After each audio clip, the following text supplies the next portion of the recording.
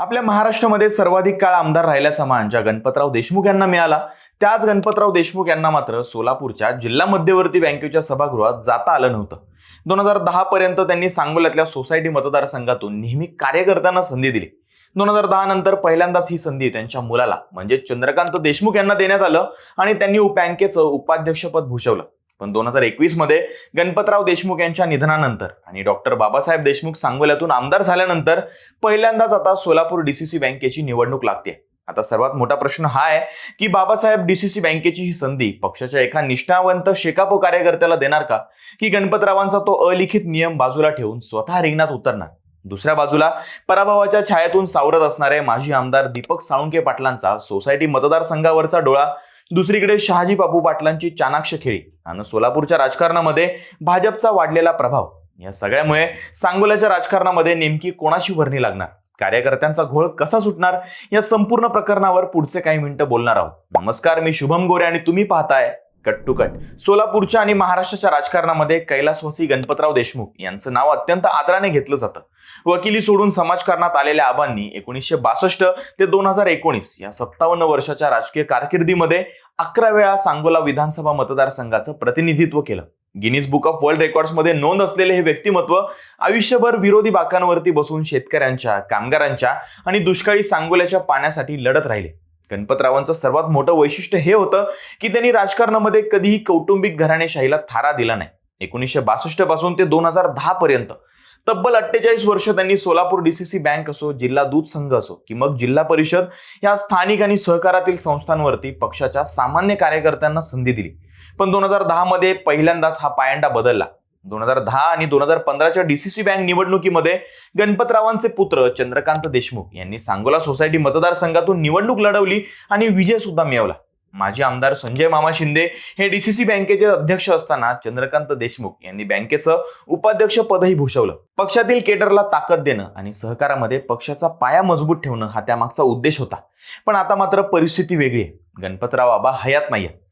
त्यांचे नातू डॉक्टर बाबासाहेब देशमुख हे पेशाने हृदयरोग तज्ज्ञ असून त्यांनी 2024च्या विधानसभा निवडणुकीमध्ये शिवसेनेचे दिग्गज नेते शहाजी बापू पाटलांचा 25,000 पेक्षा जास्त मतांनी पराभव करून आमदारकी जिंकली होती. आबांच्या निधनानंतर आणि बाबासाहेब आमदार झाल्यानंतर त्यांच्या नेतृत्वाची ही पहिलीच डीसीसी निवडणूक होत असल्यानं बाबासाहेब आबांचा जुना आदर्श पाळणार का, की सत्तेचं गणित सांभाळण्यासाठी स्वतः किंवा कुटुंबातील व्यक्तीला मैदानात उतरवणार, याकडे संपूर्ण जिल्ह्याचं लक्ष लागले. सोलापूर जिल्हा मध्यवर्ती बँकेला जिल्ह्याची मेन अर्थवाहिनी मानलं जातं. त्यातही सांगोल्यातल्या सोसायटी मतदारसंघ हा डीसीसी बँकेच्या निवडणुकीचा मुख्य कणा मानला जातो. सांगोला तालुक्याचा विचार केला तर इथे एकूण 82 विविध कार्यकारी सेवा सहकारी संस्था आहेत. या सोसायट्यांच्या ठरावांवरती डीसीसी बँकेचा संचालक कोण होणार हे ठरत असतं. तालुक्यातील 82 सोसायट्यांपैकी जवळपास निम्म्या सोसायट्यांवरती आजही शेतकरी कामगार पक्षाची मजबूत पकड आहे. आबांनी आयुष्यभर बांधलेली ही संघटनात्मक ताकद आजही कायम आहे. परंतु उर्वरित सोसायट्यांमध्ये विरोधी गटांची ताकदही दुर्लक्षित करता येण्यासारखी नाहीये. तालुक्यातील सर्वात मोठा मतदारसंघ आणि केडर बेस यांच्याकडे आहे.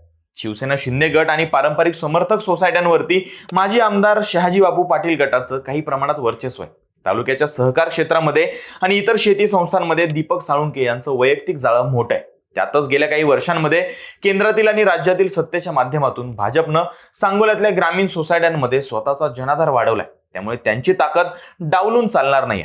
डीसीसी बँक ही मूळची शेतकऱ्यांच्या भोवती फिरणारी संस्था आहे आणि शेकापचं मूळ कार्यच शेतकरी कष्टकऱ्यांसाठीच आहे. पण मुद्दा असा आहे की शेकापमध्ये व्यक्तीपेक्षा पक्षाच्या केडरच्या निर्णयाला महत्त्व दिलं जातं. त्यामुळे सांगोल्यातून डीसीसी वरती कोणाला पाठवायचं याचा निर्णय पक्षाची कार्यकारिणी घेईल, असं संकेत आमदार डॉक्टर बाबासाहेब देशमुख यांनी दिलेत. परंतु जर विरोधकांनी एकत्र येऊन शेकाप विरोधात भक्कम आघाडी उभारली तर ही निवडणूक शेकापसाठी सोपी राहणार नाही. मगाशी मी म्हणालो तसं दीपक साळुंखे यांचं या भागातलं वैयक्तिक जाळं मोठं असलं तरी त्यांच्यासाठी ही निवडणूक अत्यंत पेच प्रसंगाची ठरणार आहे. जवळ्यातून झालेल्या जिल्हा परिषद निवडणुकीमध्ये दीपक साळुंखे यांच्या पुत्राचा झालेला पराभव हा त्यांच्या राजकीय प्रवासातील एक मोठा धक्का मानला जातो. या पराभवाची सल आजही त्यांच्या राजकीय वाटचालीमध्ये दिसून येते.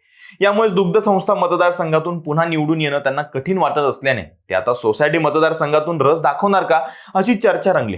दुसऱ्या बाजूला सांगोल्यातील 3 प्रमुख नेते आमदार डॉक्टर बाबासाहेब देशमुख, माजी आमदार शहाजी बापू पाटील आणि माजी आमदार दीपक साळुंके हे तिघेही राज्यामध्ये वेगवेगळ्या राजकीय आघाड्यांशी आणि सत्तेशी जोडलेले आहेत. शहाजी बापू पाटील हे महायुतीमध्ये शिवसेना शिंदे गटामध्ये आहेत. दीपक साळुंके उबाटा सोबत आहेत, तर आमदार बाबासाहेब देशमुख हे शेकापकडून आहेत. यामुळे सांगोल्यातील सामान्य कार्यकर्त्यांसमोर मोठा गोंधळ निर्माण झालाय की नेमकं कोणी कोणासोबत जायचं, कोणता नेता कोणत्या नेत्याच्या आघाडीत आहे आणि कोणाचा कार्यकर्ता कोणाचा पाठीराखा आहे याचं उत्तर शोधताना कार्यकर्त्यांच्या अस्तित्वाची लढाई सुरू आहे आणि कोणाचा कोणाला मेळ लागेना असं चित्र बघायला मिळत आहे. सोलापूर डीसीसीची शेवटची निवडणूक 2015 मध्ये झाली होती. 2018 पासून या बँकेवरती प्रशासक नियुक्त आहे.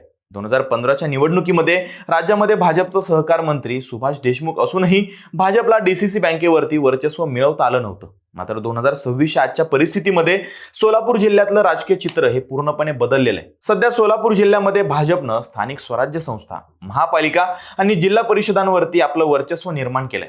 अक्कलकोटमधून सचिन कल्याण शेट्टी आणि पंढरपूरमधून समाधान आवताडे हे भाजप आमदार सहकार क्षेत्रामध्ये आक्रमक झालेत. नुकतंच विधान परिषदेवरती निवडून गेलेले आमदार राजेंद्र राऊत असतील, अजित पवार गटाचे खंबीर समर्थक असलेले माजी आमदार राजन पाटील असतील किंवा मग काँग्रेसचे माजी आमदार दिलीप माने असतील आणि अजित पवार गटाचे माजी आमदार बबनराव शिंदे यांचे सुपुत्र रणजितसिंह शिंदे असतील आणि एकनाथ शिंदे यांच्या शिवसेनेला जय महाराष्ट्र केलेल्या रश्मी बागल असतील, यांसारख्या बलाढ्य नेत्यांनी भाजपमध्ये प्रवेश केलाय आणि त्यातच जयकुमार गोरेंसारख्या मास लीडरच्या रूपानं पालकमंत्री मिळाल्याने भाजपला सोलापुरामध्ये भक्कम नेतृत्व मिळालंय. सगळं जिंकलंय, आता फक्त डीसीसी बँक बाकी आहे. या ईर्षेने भाजपचे जुने आणि नवीन सगळेच कार्यकर्ते कामाला लागले.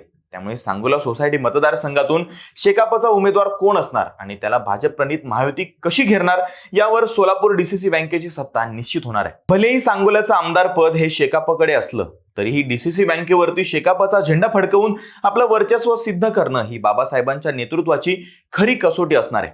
त्यांना गणपतरावांच्या रूपानं एवढा मोठा वारसा मिळालाय, त्यांचं ग्राउंड कनेक्शन चांगलंय, याची मदत नक्कीच बाबासाहेबांना मिळणार आहे. पण भाजप आणि महायुती मागे हटणार नाहीयेत हेही तितकंच खरंय. जर डॉक्टर बाबासाहेब देशमुख यांनी स्वतः निवडणूक लढवण्याचा निर्णय घेतला तर त्यांच्यावरती घराणेशाहीची टीका होऊ शकते. उलट पक्षी जर त्यांनी आबांच्या आदर्शानुसार पक्षाच्या एखाद्या कार्यकर्त्याला, एखाद्या निष्ठावंत कार्यकर्त्याला संधी दिली तर शेकापच्या केडरमध्ये नवा उत्साह संचारेल. पण अशा वेळी भाजप आणि विरोधी गटांच्या आर्थिक आणि राजकीय ताकदीसमोर तो कार्यकर्ता टिकून राहील का हे बघणं इंटरेस्टिंग असणार आहे. तुम्हाला काय वाटतं? बाबासाहेबांनी स्वतः उभं राहिलं पाहिजे का की कार्यकर्त्यांना संधी दिली पाहिजे? आणि सांगोल्याची जनता कोणाच्या बाजूने कौल देईल? कमेंट्समध्ये आम्हाला नक्की सांगा आणि अशाच राजकीय विश्लेषणांसाठी कट टू कट या YouTube चॅनलला सबस्क्राईब करायला विसरू नका.